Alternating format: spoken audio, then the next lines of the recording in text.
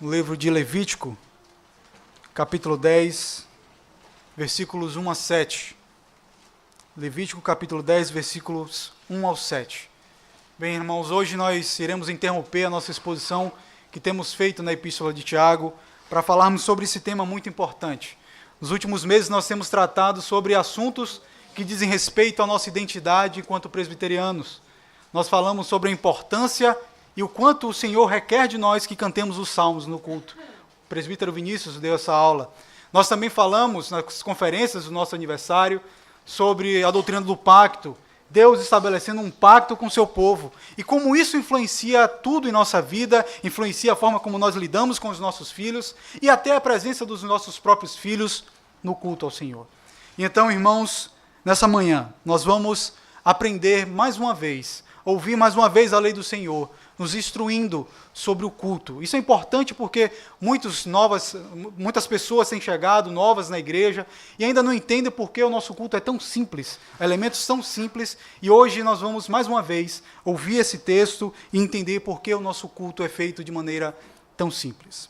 Então, Levítico, capítulo 10, os versículos 1 ao 7, é a porção da palavra de Deus que irá nos orientar nessa manhã. O texto nos diz o seguinte: Nadab e Abiú, filhos de Arão, tomaram cada um seu incensário e puseram neles fogo, e sobre este incenso, e trouxeram fogo estranho perante a face do Senhor, o que lhes não ordenara. Então saiu fogo de diante do Senhor, e os consumiu, e morreram perante o Senhor. E falou Moisés a Arão: Isso é o que o Senhor disse: Mostrarei a minha santidade naqueles que se cheguem a mim, e serei glorificado diante de todo o povo. Porém Arão se calou. Então Moisés chamou a Misael e a Eusafã, filhos de Uziel, tio de Arão, e disse-lhes: Chegai, tirai vossos irmãos de diante do santuário para fora do arraial. Chegaram-se, pois, e os levaram nas suas túnicas para fora do arraial, como Moisés tinha dito. Moisés disse a Arão e a seus filhos Eleazar e Itamar: Não desgrenheis os cabelos, nem rasgueis as vossas vestes, para que não morrais, nem venha grande ira sobre toda a congregação. Mas vossos irmãos, toda a casa de Israel, lamentem o incêndio que o Senhor suscitou. Não saireis da porta da tenda da congregação, para que não morrais, porque está sobre vós o óleo da unção do Senhor. E fizeram conforme a palavra de Moisés. Vamos mais uma vez orar, pedir a direção do Senhor na pregação da palavra. Senhor, esse momento é maravilhoso do culto. É um momento onde nós podemos desfrutar da voz do Senhor, de crescermos no conhecimento da Tua vontade para o Teu povo. E nós rogamos com todo o nosso coração e todo o nosso ser, Senhor. Revela-te a nós através da pregação da Tua palavra. Auxilia-nos, Pai, a compreender as verdades que o Senhor quer nos ensinar através da Tua lei, ela que é toda plena, toda perfeita, e vem nos ensinar a plenitude da vontade do Senhor para as nossas vidas. Por isso nós te pedimos, nos conduz no conhecimento da Tua vontade nessa manhã. Nós oramos em nome de Jesus. Amém. Amém. Bem, irmãos, quando nós acabamos de nos deparar com um texto como esse, nós vemos o quanto que o culto é tratado como algo extremamente sério dentro da palavra de Deus. Mas será que de fato o povo que se diz povo de Deus, o povo que se diz povo da aliança, tem entendido a seriedade desse assunto? Será que eu e você, irmãos, temos tratado o culto com a seriedade devida que ele merece? E se nós fizermos, irmãos, uma pequena consulta na internet, colocarmos lá no YouTube, buscando cultos em igrejas evangélicas, nós veremos todo tipo de culto que se possa imaginar. Infelizmente, até em igrejas presbiterianas. Nós veremos uma realidade cultica plural, onde nós vemos igrejas extremamente diferentes. Nós iremos encontrar algumas que dizem expressar o seu culto a Deus através de danças, através de teatro ou de longos períodos de cânticos. Tudo isso suprimindo a pregação da palavra. Por outro lado, nós encontramos igrejas extremamente litúrgicas e que buscam uma simplicidade na pregação da palavra de Deus e no culto ao Senhor. Diante disso, nós chegamos na seguinte conclusão: não há como duas manifestações de culto tão diferentes, tão discrepantes, adorarem um Deus da mesma forma. Certamente há um culto que agrada a Deus e outro que o aborrece. Irmãos, Falar sobre culto é algo extremamente importante para a igreja, porque essa é uma das razões pela qual o Senhor nos salvou. Nós fomos chamados para adorar ao Senhor, mas o Senhor fala para o seu povo para sair do cativeiro do pecado, para ir em direção a Ele, para adorá-lo. E Deus nos tirou dessa condição, de escravos do pecado, de escravos de nós mesmos, para podermos servirmos a Ele de forma que o agrade. Visto que o culto, irmãos, apresenta como algo vital dentro da vida cristã, cabe a nós sabermos exatamente como lidarmos com essa área da nossa fé. E o foco do livro de Levítico é justamente o culto. Se nós queremos aprender como deve ser um culto, nós devemos olhar o livro de Levítico. Esse livro, irmãos, ele recebe esse nome justamente porque nele é descrito as práticas e serviços do sacerdócio levítico. Então, ao olharmos para esse livro, nós podemos perceber a descrição do culto da antiga aliança, como o povo da antiga aliança adorava ao Senhor. E nós olhamos esse livro e percebemos pouquíssimos relatos históricos. Esses relatos estão apenas nos capítulos 8, 9 e 10, que dão amparo para a nossa exposição que vai ser feita nessa manhã, e depois só no capítulo 24, onde é descrito a blasfêmia do filho de Selomite. Levítico se apresenta então assim, essencialmente como um tratado jurídico, de regulamentos sobre a vida religiosa de Israel, onde a primeira parte fala como o povo deveria adorar, como os sacerdotes iriam se apresentar diante de Deus para adoração, como também funcionava como uma espécie de tratado jurídico para a vida civil da nação hebraica. Então nós podemos afirmar que nesse livro é apresentado dois pilares da nação hebraica. Primeiro, a legislação do povo, como eles deveriam viver como nação santa, e também o diretório de culto da igreja da antiga aliança. Através do cumprimento das exigências de Levítico, Israel saberia como deveria ser uma nação santa que cumpriria a sua vocação de ser um reino de sacerdotes e nação santa ao Senhor. É possível perceber, irmãos, uma íntima ligação entre o livro de Levítico e o livro de Êxodo. Logo no final do livro de Êxodo é exposto a instituição do tabernáculo, o local que deveria ser utilizado para a adoração ao Senhor. E o tabernáculo ele tinha um padrão físico e estético que deveriam ser observados rigorosamente na sua construção. Cada peça, cada área do tabernáculo deveria ser medida e cada peça deveria ser colocada no lugar certo. Não menos rigorosos, irmãos. Não só era rigoroso o padrão físico do tabernáculo, mas cada cerimônia que deveria ser feita ali tinha um padrão extremamente rigoroso. Então, no livro de Levítico, nós vemos a instituição desse tabernáculo, ou melhor, no final de Êxodo, o estabelecimento da instituição do tabernáculo, e logo depois Deus vai ensinar o povo como eles vão adorar a Ele dentro desse tabernáculo. Então, nos capítulos 8 e 9, o qual nós falamos que tem os relatos, as narrativas do livro de Levítico, nós vemos que depois da orientação do rito cultico, é relatado a consagração de Arão e dos seus filhos para oficiarem diante do Senhor como sacerdotes. E essa cerimônia acaba de uma maneira extremamente gloriosa, irmãos. Vamos perceber lá em Levítico, capítulo 9, versículos 22 a 24. Vejamos como acaba essa cerimônia. Levítico 9, 22 e 24. Depois, Arão levantou as mãos para o povo e o abençoou. E desceu, havendo feito a oferta pelo pecado, e o holocausto e a oferta pacífica. Então entraram Moisés e Arão na tenda da congregação. E saindo, abençoaram o povo, e a glória do Senhor apareceu a todo o povo. E eis que saindo fogo de diante do Senhor, consumiu o holocausto e a gordura sobre o altar. O que vendo o povo, jubilou e prostrou-se sobre o rosto. Vejam que imagem gloriosa. O tabernáculo que havia sido estabelecido para a glória do Senhor, estava ali sendo utilizado para adoração. Havia o estabelecimento dos sacerdotes, eles não precisavam mais de nada. Eles tinham um tabernáculo construído da forma perfeita, eles tinham sacerdotes, havia a aprovação do Senhor, Deus enviou fogo dos céus, mandando fogo sobre o altar do holocausto, ou seja, tudo direito, tudo aprovado por Deus. E a consequência disso, irmãos, é aquilo que nós vemos no final do versículo 24. Todo o povo, vendo isso, jubilou, estava alegre, alegria na presença de Deus, porque Deus estava se agradando deles. E depois, juntamente com essa alegria, eles estavam prostrados sobre o rosto, humilhados na presença de Deus. Eles entendiam que poderiam estar alegres na presença do Senhor, mas deveriam fazer isso com toda humilhação e submissão ao Senhor. Entretanto, irmãos, mal termina essa narrativa gloriosa. Mal termina essa informação de que o tabernáculo estava estabelecido, sacerdotes estabelecidos. Então, é descrito um distúrbio no culto ao Senhor. O Senhor se apresentou, então, como um Deus zeloso que exige plena obediência naquilo que Ele pede para o seu culto, fazendo assim com que esse culto agrade ao Senhor.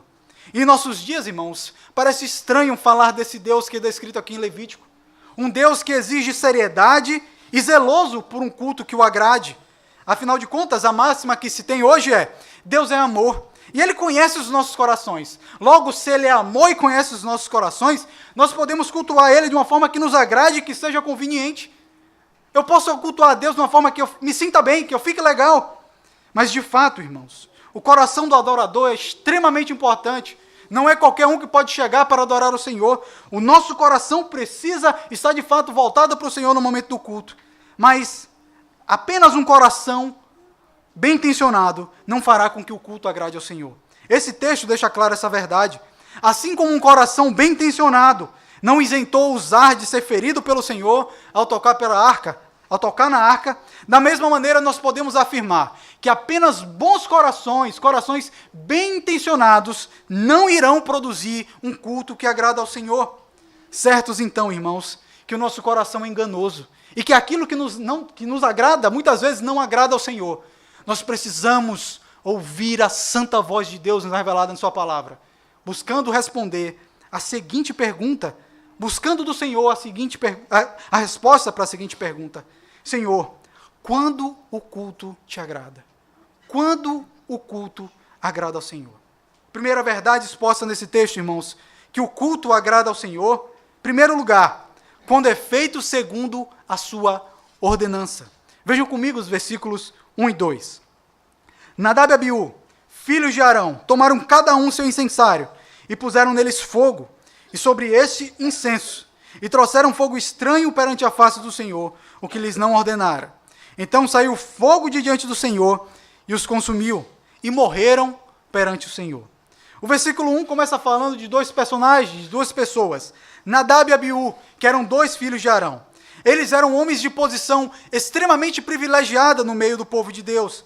Eles, juntamente com Moisés, Arão e 70 anciãos de Israel, eles viram uma manifestação gloriosa de Deus no Monte Sinai, no momento em que Deus estabelece a sua aliança com o seu povo. Eu peço que os irmãos abram comigo em Êxodo capítulo 24, os versículos 1, e depois nós vamos ver os versículos 9 a 11. Êxodo 24, versículo 1, depois 9 a 11.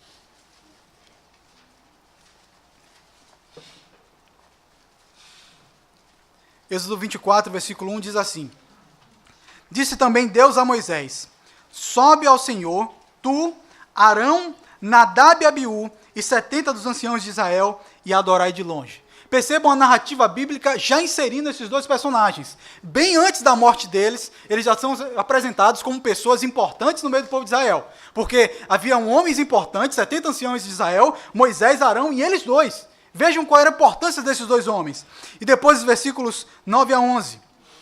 E subiram Moisés e Arão, e Nadab e Abiú, e 70 dos anciãos de Israel, e viram o Deus de Israel, sobre cujos pés havia como uma pavimentação de pedra de safira, que se parecia como o céu na sua claridade.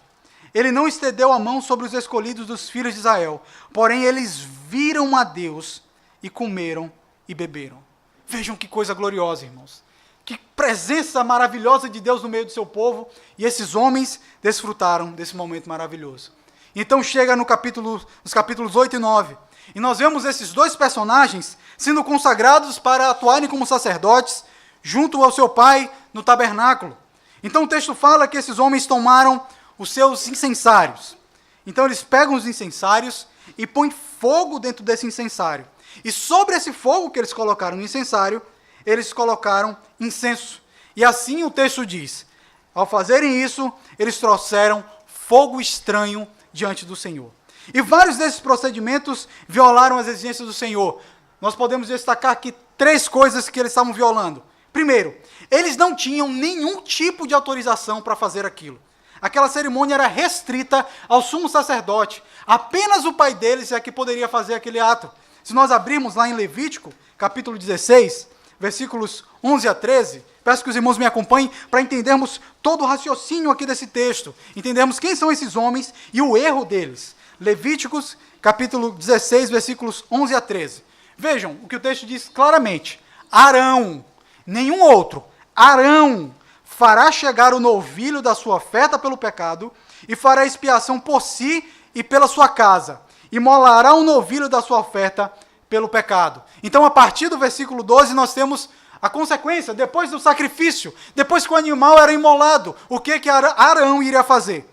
Tomará também de sobre o altar o incensário, cheio de brasas de fogo. Vejam como o procedimento de Nadab e Abiú estava até correto, mas as pessoas não estavam autorizadas para isso. Eles pegam o incensário cheio de brasas de fogo e diante do Senhor pegam 2 punhados de incenso aromático bem moído e trará para dentro do véu. Porá um incenso sobre o fogo perante o Senhor, para que a nuvem do incenso cubra o propiciatório que está sobre o testemunho, para que não morra. Ou seja, irmãos, apenas o sumo sacerdote, uma vez por ano, deveria apresentar o sacrifício por si e por sua família. E eles deveriam apresentar diante do Senhor aquele incenso para subir como uma nuvem sobre o propiciatório, e aquilo agradava ao Senhor. Então, irmãos, aquilo que Nadab e Abiú estão fazendo é quebrando a hierarquia sacerdotal.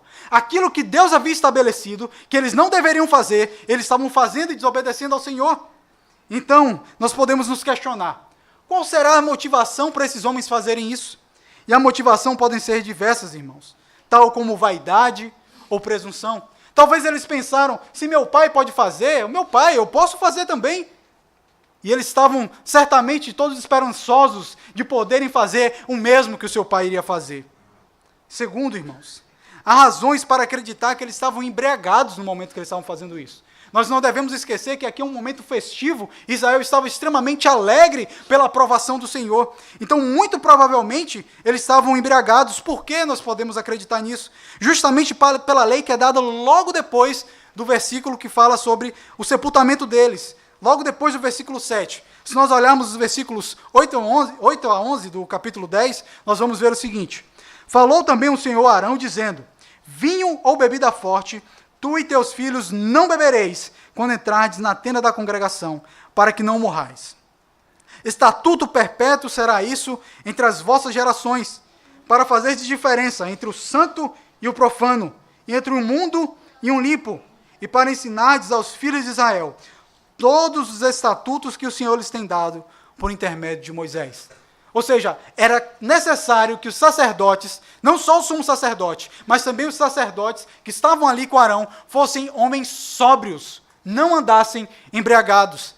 É interessante que nós vemos essa mesma orientação sendo dada pelo apóstolo Paulo, porque uma das qualificações do bispo, do presbítero, é que ele não pode ser dado ao vinho. Justamente porque ele precisa ser um homem sóbrio para instruir o povo, porque ele instrui o povo na adoração. Então é importante que a pessoa seja sóbria para poder orientar o povo de Deus. Terceiro, irmãos, terceira coisa que nós podemos ver de erro de Nadab e Abiú é o seguinte, é que não há nenhuma indicação de que a brasa que eles utilizaram foram tiradas do altar do holocausto. O local esse que teve seu fogo aceso pelo Senhor, fazendo com que essa cerimônia de consagração do altar, do tabernáculo, fosse aprovada diante de Deus. O fogo, para ser usado para queimar o incenso, deveria ser retirado exclusivamente do altar, para que assim agradasse ao Senhor, visto também que aquele fogo era um fogo santo. Dessa forma, irmãos, um elemento estranho foi apresentado no culto diante do Senhor. Ou seja, algo não consagrado e que não havia orientação do Senhor, foi entregue ao Senhor. Dessa forma, o texto continua e relata as consequências dessa atitude errada de Nadab e Abiú. O versículo 2 apresenta o momento exato da morte deles dois. O texto fala que o Senhor mandou fogo que os consumiu. Percebam que a estrutura textual que está em Levítico capítulo 10, versículo 2, é a mesma que é apresentada lá em Levítico capítulo 9, versículo 24. O mesmo fogo que é descrito caindo dos céus sobre o altar do holocausto, é descrito então caindo sobre Nadab e Abiú. O texto diz, tanto no versículo 24 do capítulo 9, como também no versículo 2 do capítulo 10. Saiu fogo de diante do Senhor. O fogo que os matou veio da mesma maneira poderosa e gloriosa que consumiu o altar do holocausto. Vejam, irmãos, em um momento eles estavam vendo a aprovação do Senhor. O Senhor mandando um fogo sobre o altar do holocausto e toda a aprovação de Deus sobre eles. E logo depois, o mesmo evento acontece, só que Deus estava revelando o seu desprazer. E eles não tiveram nenhum tempo para se arrepender. Desculpa, perdão, Senhor.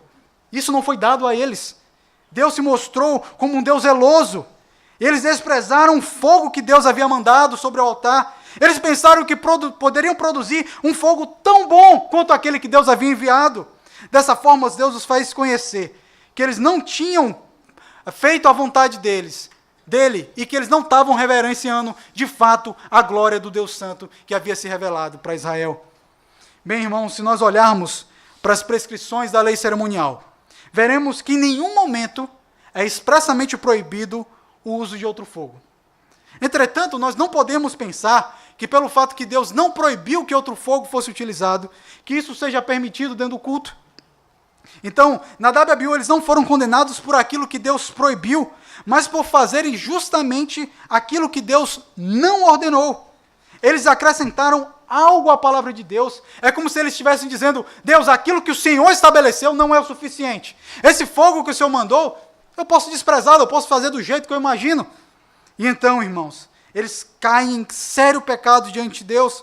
O teólogo Brian Chartley, em seu artigo, que trata sobre o princípio regulador de culto, e durante a exposição nós vamos entender melhor o que é esse princípio regulador de culto, ele disse que o Senhor Jesus foi aquele que mais condenou aqueles que acrescentam algo à palavra de Deus. Porque ao fazerem isso, irmãos, ao usarem um fogo estranho na presença de Deus, eles estavam acrescentando algo à palavra de Deus.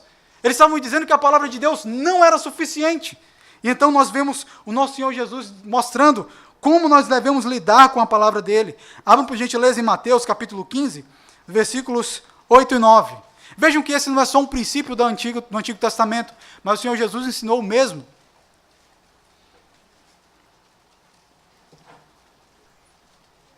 Mateus capítulo 15, versículos 8 a 9 diz: Este povo honra-me com os lábios, mas o seu coração está longe de mim. Como que ele está longe do Senhor?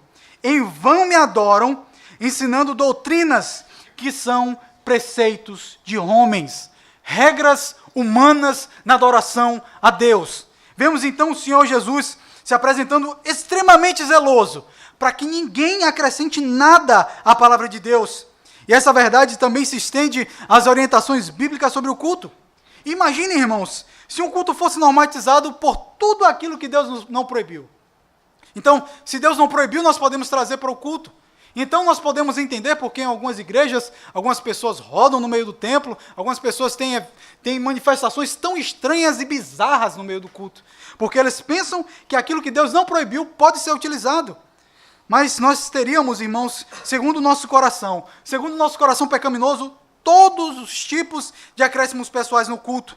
E como presbiterianos, como herdeiros da reforma, a qual nós comemoramos 500 anos, nós defendemos o princípio regulador do culto.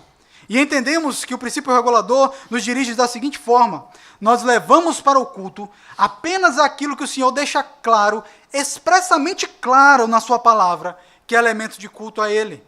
A palavra expõe claramente o que Deus quer no seu culto. Alguns imaginam: olha, mas no Antigo Testamento estava tudo descrito lá em Levítico. No Novo Testamento não tem essa preocupação sobre o culto. Um grande engano.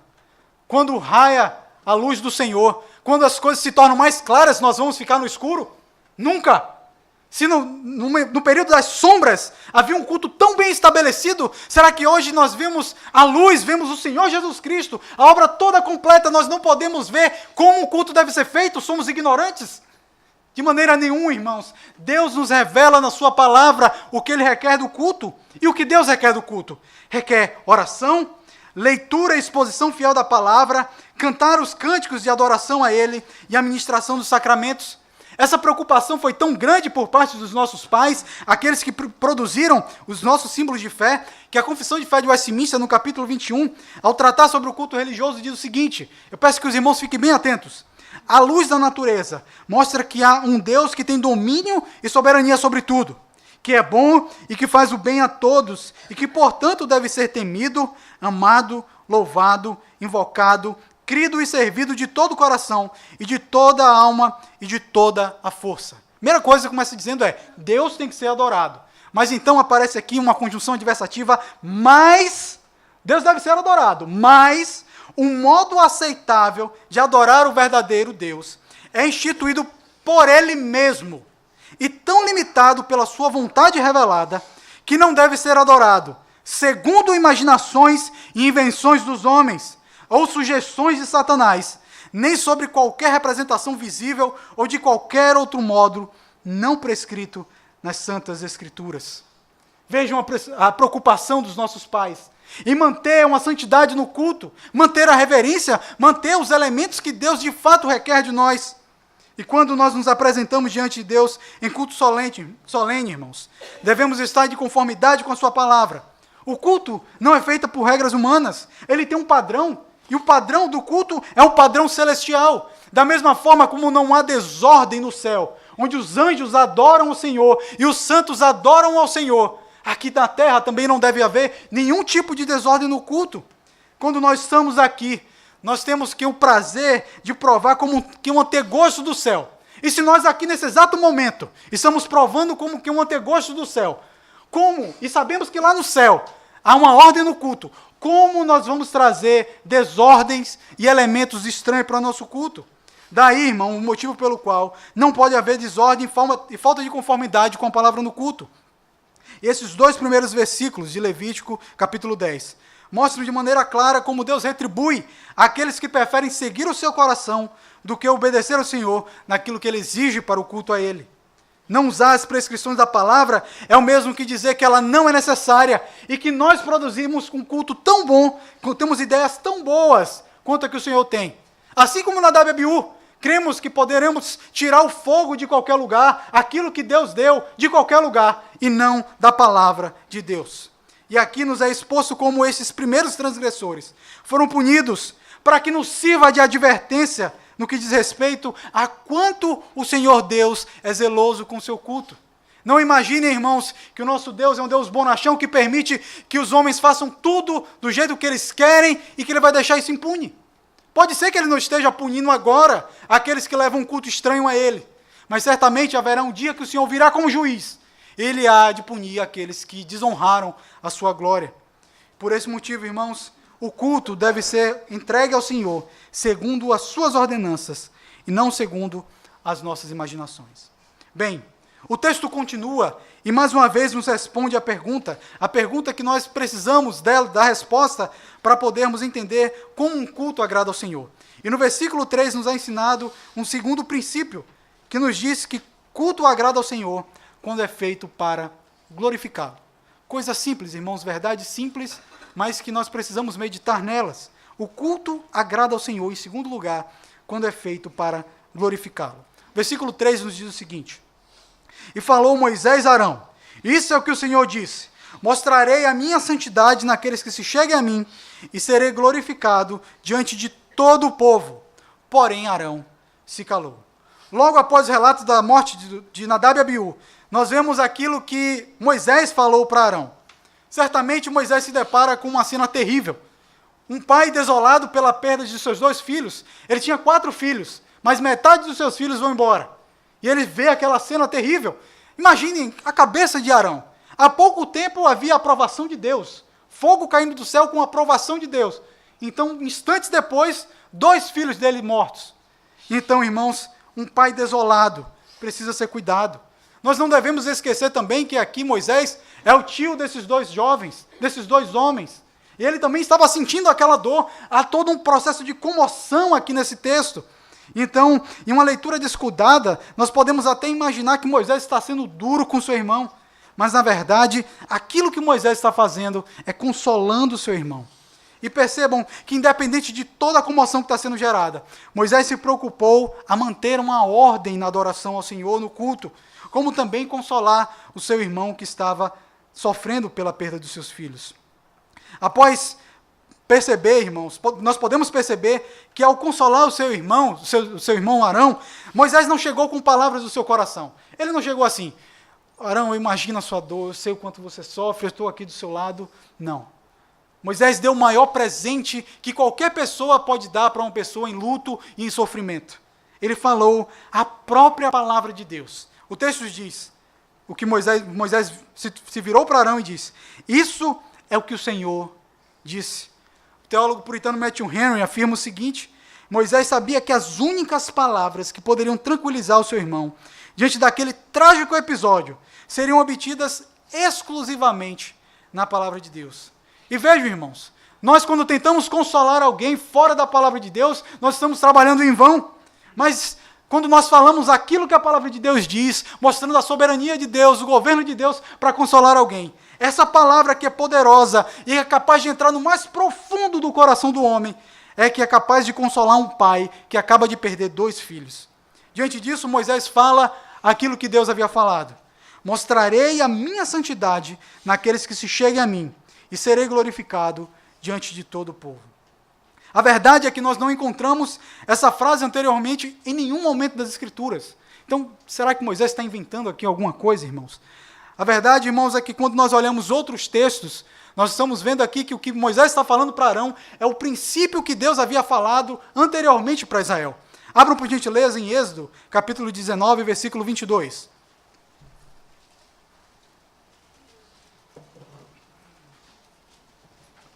Êxodo 19, versículo 22. O texto diz de uma maneira bem simples. Também os sacerdotes que se chegam ao Senhor se hão de consagrar para que o Senhor não os fira. Por que será que eles tinham que se consagrar para que o Senhor não ferisse? Porque a falta de santidade deles faria com que o Senhor os julgasse e os punisse. E essa mesma verdade, irmãos, ela não é ensinada apenas aqui, mas todo o escopo da lei mostra isso, que o sacerdote e o sumo sacerdote deveriam se apresentar em santidade diante de Deus, cumprindo tudo aquilo que a lei de Deus exigia. Deus mostra então que é santo e que por isso ele deveria ser adorado em santidade. Então nós nos perguntamos, como Deus mostraria a sua santidade naqueles que se achegam a ele?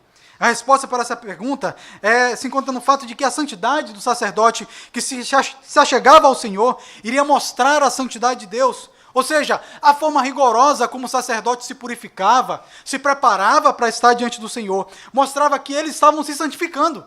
E não só que eles estavam se santificando, mas que o Deus que eles serviam era um Deus plenamente santo e que exigia limpeza e pureza da vida deles.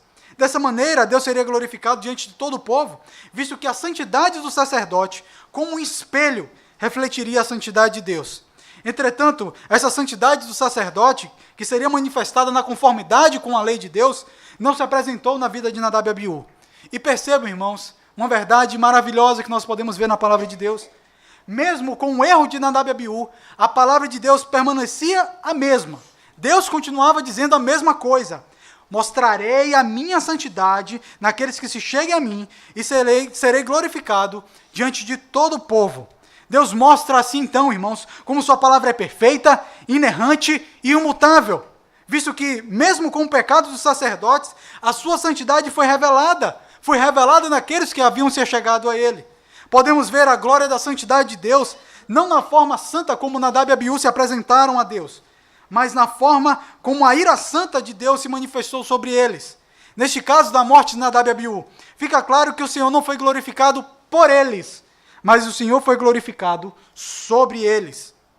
O Senhor então se mostrou como Deus santo que se vinga daqueles que profanam a sua santidade e a sua glória. E então, logo no final do versículo 3, o texto nos diz o seguinte: porém, Arão se calou. Parece intrigante essa informação, porque o texto precisa dizer que Arão se calou. Bem, irmãos, por que será que essa frase de Moisés fez Arão se calar? Primeiro, certamente Arão reconheceu que os seus 2 filhos foram dignos de morte, pois eles não agradaram a Deus naquilo que eles tinham feito. Imagine, irmãos, você como pai, perder 2 filhos e você simplesmente se cala, porque você entende que a glória de Deus foi revelada, porque o Senhor foi exaltado. E em segundo, a morte dos 2 filhos de Arão honrou o Senhor, pois a glória de Deus foi manifestada. Então nós vemos Arão amando aqui mais a glória de Deus do que os seus próprios filhos. Vemos aqui um homem se calando, certamente em meio a dores, mas ele entendia que o Senhor havia sido glorificado. Assim, dessa forma, Moisés consola o seu irmão, que pacientemente se calou, pois percebeu que o Senhor foi glorificado na morte dos seus filhos. O silêncio de Arão, irmãos, tem algo importante, muito importante a nos ensinar. Ele nos ensina que no culto, os nossos corações devem estar voltados para que o Senhor seja glorificado. As nossas vontades pecaminosas, os nossos desejos, os nossos sentimentos têm nos levado constantemente para longe dessa verdade. A nossa preocupação hoje tem sido tantas outras coisas que não a glória de Deus, se não saber se Deus foi de fato glorificado. Quantos lugares, quantas igrejas onde a preocupação é, será que o coral cantou bem? Será que o grupo de música tocou bem? Tanta preocupação, há mais preocupação e cuidado do grupo de música se preparando para tocar do que do próprio pregador para poder levar a palavra de Deus. E não só isso, mas também uma preocupação exacerbada com aquilo que nós temos falado para as pessoas no culto, fazendo com que o visitante se agrade do culto. Bem, irmãos, quando nós chegamos ao fim do culto, nós devemos ter a seguinte pergunta: o culto glorificou a Deus? De fato, o culto honrou o nome santo de Deus? E o nome santo de Deus, irmãos, é glorificado, não apenas com elementos corretos. Nós precisamos adorar a Deus em espírito e em verdade, conforme o mover do Espírito Santo, movendo todo o nosso ser, mas de conformidade com a palavra. Então nós podemos ter uma falsa ilusão, pensarmos, olha, na minha igreja, todos os elementos de culto são o que estão lá na confissão de fé, está tudo direitinho. Mas será que só isso é o suficiente? Será que só isso vai fazer com que Deus seja glorificado? Nós podemos, irmãos, fazer todo o rito cultico da forma como está na palavra. E Deus falar, assim como ele fala lá em Malaquias, eu viro o meu rosto do culto de vocês. Irmãos, precisamos cuidar do nosso coração, porque podemos ter uma falsa segurança de que apenas elementos de culto são suficientes. São essenciais os elementos de culto, importantíssimos, indispensáveis. Mas corações que de fato vêm com a intenção de glorificar a Deus e que chegam ao final do culto, não têm sentimentos egoístas. Olha, a pregação foi boa, falou no meu coração, eu estou melhor. Não só isso, mas a glória de Deus, a santidade de Deus foi revelada no culto. Será que quando acaba o culto é essa pergunta que você tem no seu coração? Você para e pensa, o meu Deus foi exaltado. Ele recebeu, porque eu fiz de conformidade com a palavra, eu fiz de conformidade com a orientação do Espírito Santo. Será que é isso que você tem no seu coração, irmãos? Bem, irmãos, por alimentarmos constantemente prioridades erradas no culto, esse culto muitas vezes não tem glorificado ao Senhor. E é diabólico, irmãos, pensarmos que de alguma forma o homem, a criatura, seja glorificada em lugar do Criador. E nós podemos fazer isso, cair nesse erro, fazendo coisas certas. Como, por exemplo, nós recebemos visitantes na igreja, queremos que de fato eles se sintam bem. Mas quando nós começamos a negociar a palavra, falar um evangelho mais terapêutico, para que ele possa ouvir e sair melhor, se sentindo melhor, com seu ego amaciado, nós estamos pecando contra o Senhor e fazendo aquilo que o desonra.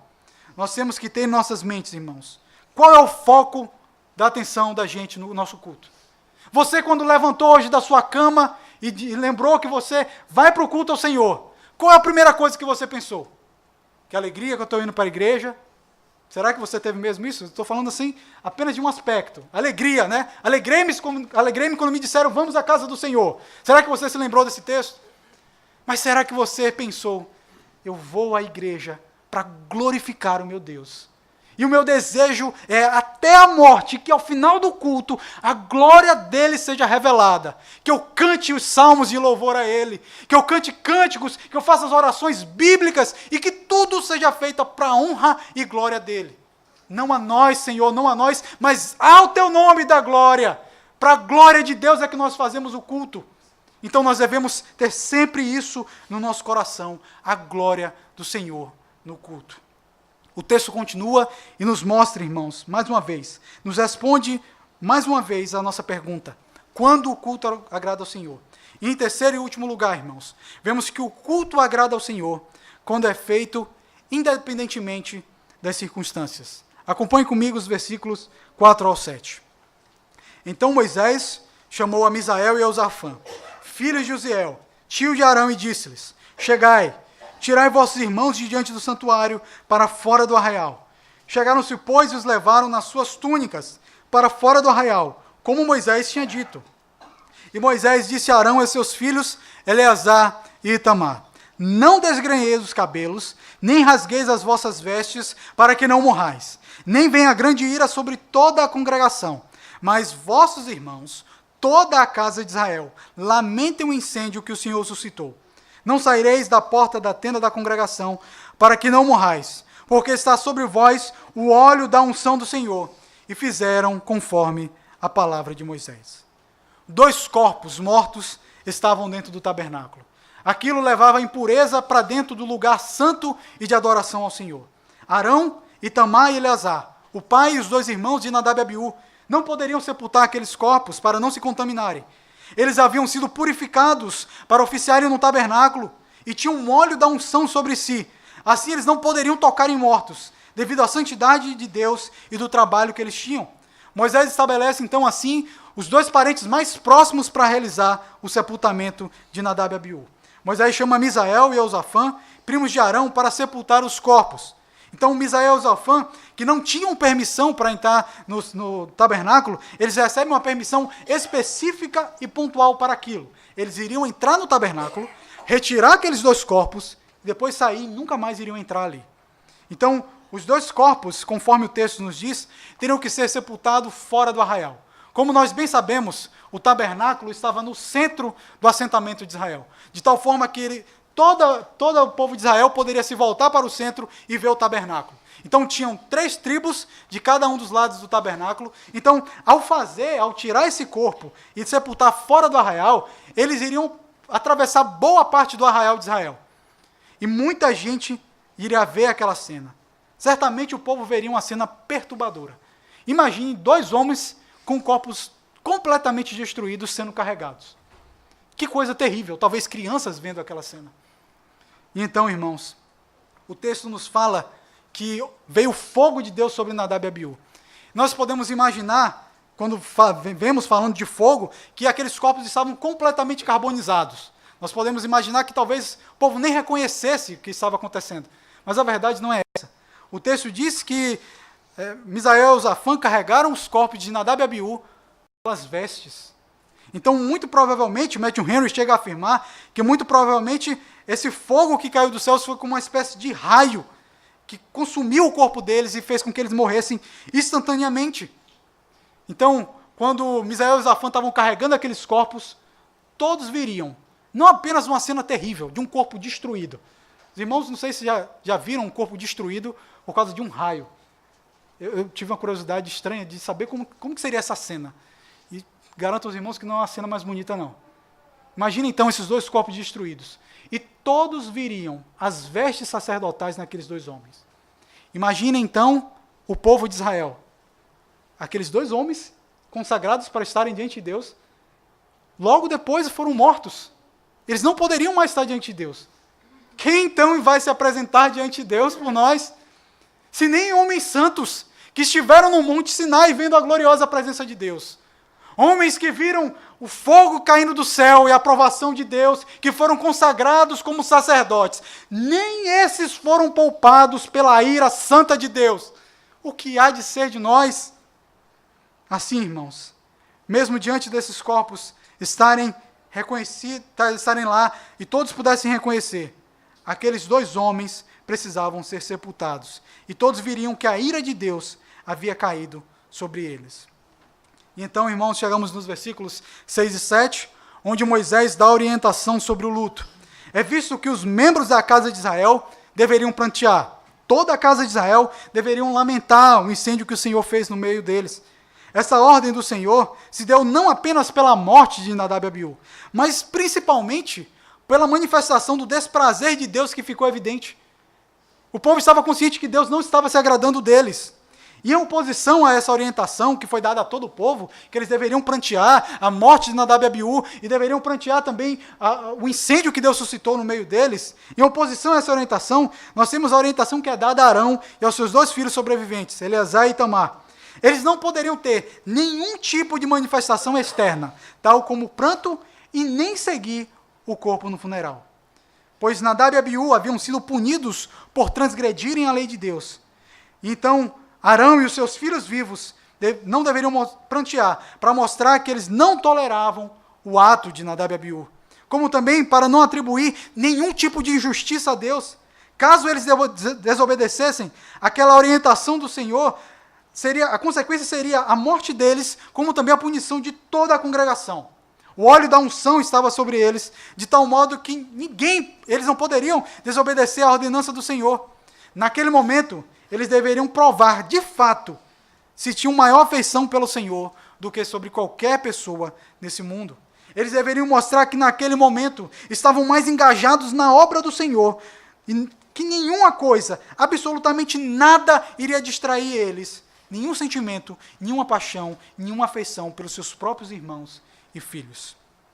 E eles então controlaram as suas emoções e fizeram tudo conforme Moisés havia ordenado, pois a palavra de Moisés era a própria palavra de Deus.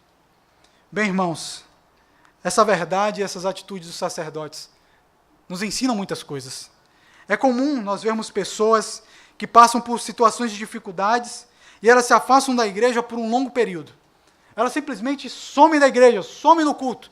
O conselho liga, ninguém consegue contato, ela está ali lambendo as próprias feridas, sofrendo com aquilo e não quer compartilhar aquilo com ninguém, não vai para a igreja. É bem comum vermos isso. Essas pessoas imaginam que diante de tragédias pessoais, Deus lhes dará uma folga e permitirá com que elas coloquem um culto em segundo plano. Isso, irmãos, acontece porque, infelizmente, está impregnado na nossa mente pecadora, que o culto é dado a Deus apenas pelas bênçãos que Ele nos dá. Entretanto, a palavra nos ensina que nós devemos cultuar ao Senhor, porque Ele é digno da nossa adoração, independente das circunstâncias. Seja no dia bom, seja no dia mau, seja no dia da calamidade, Deus continua sendo Deus que merece toda a honra e toda a glória. Ainda que eu perca o meu bem mais precioso, Deus continua sendo Deus glorioso que merece a minha adoração.